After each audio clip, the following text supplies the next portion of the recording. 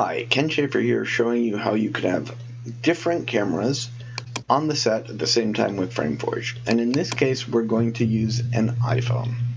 So we're going to use a normal HD camera and an iPhone. And our red camera here is going to be our iPhone, and the blue camera is going to be our normal HD one.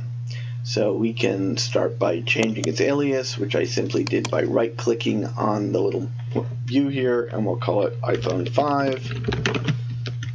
And we'll change that. Okay, so now, with this camera selected, we go to Cameras, Override Selected Camera Parameters. This will override it for simply this one camera and not all the other ones. So what we'll do is we'll say we'll create a new frame size since we don't have a predefined for this. We'll call this the iPhone 5. Now, I happen to know that it has a ratio of 0.56 in its vertical orientation, and its physical width of the aperture is 2.25, and I got these by looking it up on the VFX camera database, and it brings up the database. We can then search for iPhone. It came up with the iPhone 5, and it told me that, it was 2.55. Good thing I checked in the video mode. Now, this is obviously its horizontal orientation, 4.54 by 2.55. Since we want it vertical, normally this would be the CCD width, but in vertical mode, this is going to be. So, we will, and then I had done the math earlier of doing the division on this, which was basically 2.55 divided by 4.54, and that got me the aspect ratio of 0.56. So, anyways, that's where we are. 2.55. Oops. Okay, so we have an aperture of 2.55, aspect ratio of 0.56, named iPhone 5, etc. iPhone 5, great. We see click apply. Looks like it's the right frame size, and we'll click apply. Okay, now the shot has been recreated, and it's letterboxing it automatically for us. The one thing I don't think I did was set up its focal length, and I looked that up earlier also, and it has a fixed focal length of 4.1 millimeters. So we will put that in as our fixed focal length, so that it only will allow us to shoot with the focal length that it's fixed at. Oddly enough. So now we have, this is our iPhone 5, and we can roll it if we wanted to tilt, and all the good things.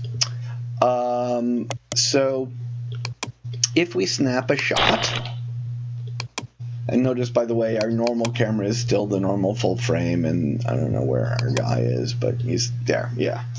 And we can snap a shot, and you'll notice that, of course, the shots where we take with the full one are full frame, and the shots that we take with the iPhone are letterboxed.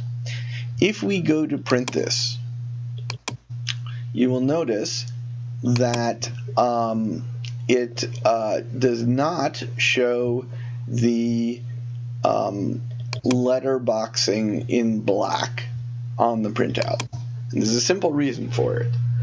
Black ink is expensive, and we highly recommend that you don't waste it. So by default, we do not print those black ones, those black letterboxing.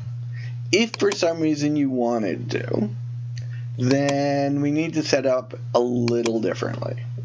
And the way you would set it up is you would say, let's make sure we're in the right view here. We are going to override selected camera, make sure we're in our iPhone 5, and we're going to create a new frame size based on this, and instead of having an aspect ratio of 0.56, we're going to make it match the one that we have. However, we're going to keep the CCD with the same as it actually is, and I'll show you. And then what we're going to do is we're going to create the letterboxing using ground glass. The advantage of this is you can print the ground glass, and so you can burn through your black ink if that's what really turns you on. So we're going to say iPhone 5 with letterboxing, with needing ground glass, We're going to apply. Now, if you notice, of course, it looks like our normal frame. We still have our minimum focal length and everything, so that's all going to be the same. And it's warning us that we have snapshots, so it needed to recreate them, and it did. And now it took away our ground glass. It took away our letterboxing. So to get our letterboxing back, what we need to do is go to Camera, select Ground Glass Manager, and we'll say New Ground Glass. We then say Add Filled Rectangle, and we're going to move this so that it is over here. And we could do the math, and we probably should, to make sure that it's filling the exact proportion of the screen that you want. I'm not going to bother right now because it's just going to take a little too long.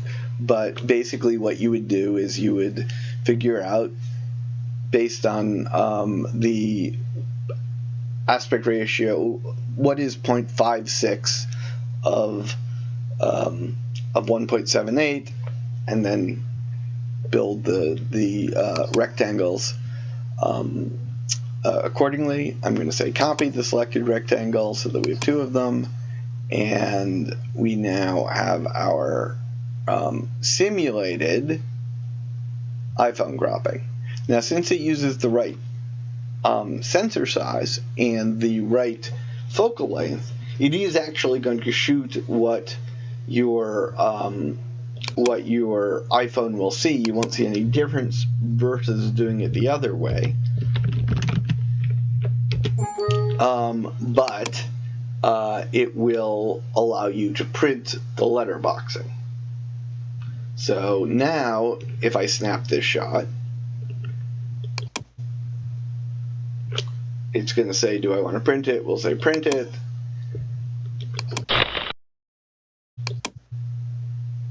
So now it has the letterboxing on this image. So when I go to print,